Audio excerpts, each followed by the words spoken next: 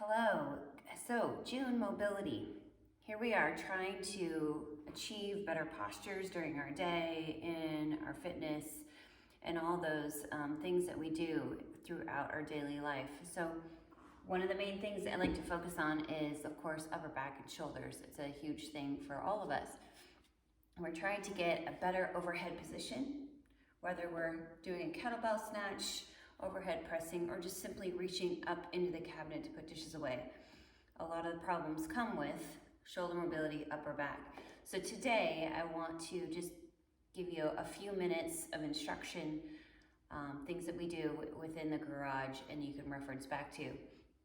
And like in the beginning of the week when I sent out the email about the few pieces of equipment, we're going to use those today.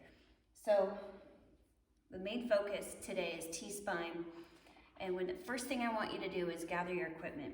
I have 2 lacrosse balls or tennis balls in a sock. So that it can separate your spine. You can also tape it together if you wanted to, just so that they're nice and stable. You also need your broomstick or stick, something to measure with or articulate after we do some mobility. And then possibly a heavy weight. This just gives us a little more pressure, a little more ability to get in there. This is totally an option. Could be a kettlebell, could be a dumbbell, could be a book, right? Okay, so first thing is just sitting and testing where your overhead ability is. So thumbs are up, crisscross applesauce, thinking about kind of that pelvic tilt and bringing your arms overhead and just measuring where are you? Are you here? Are you back here? Great healthy shoulders, but does it feel stiff? That's what it is to you. So first thing, finding that, or laying down on the ground and finding it that way as well. Does it feel stiff here? Can I get my hands flat? Okay, so we got that test. Now I'm going to take my lacrosse balls, take your weight. Let's start on the very top, right below the first cervical and the first thoracic.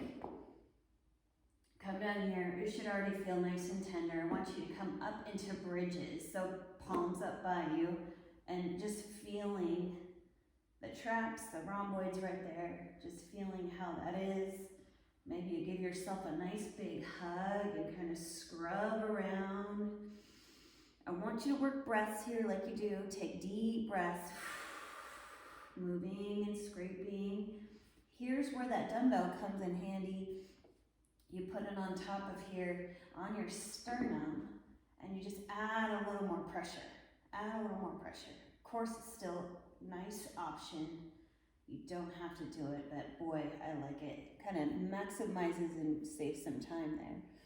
So we're scrubbing there, we're getting down. I want you to spend 4 minutes maybe going down towards the middle of your back, right? And feeling that. You can retest how by going down on the ground, of course, seeing if those tissues make your arms kind of flop down there. Boy, already I had spent maybe 20 seconds doing that and I can feel good. You can also retest here, but what we might want to do is do a little kind of articulation to the top. Take your stick, come onto your belly, and here we are. I'm going to bring it between my thumb and my fingers. Legs are nice and long.